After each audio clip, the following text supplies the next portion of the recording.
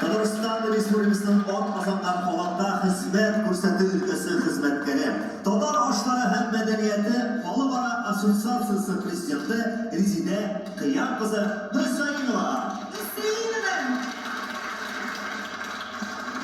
Nasılsın senin kızımda? Karadınmış şunduk eskide. O yatrak gibi kızımda. Yamaysa da başa yamışım. Karadın buldu ya. Hey, bugün bizinin aile tadına şakışı Rezide Hanım. O'zingizga söz, bizning şaşkalarınızı men alttırayım. Bize hamsiz bugün kişinin hafikesi, suyumbikesi, alkışlarla sizge, sahne ve sizdeki. Hayırlı iş, hürmetli tamaşaçılarım, dostlarım, kendimde mene munda oturuşu, gayle davranımda marafonda katlaşkan, en matur, en şiret kadın kızlarım.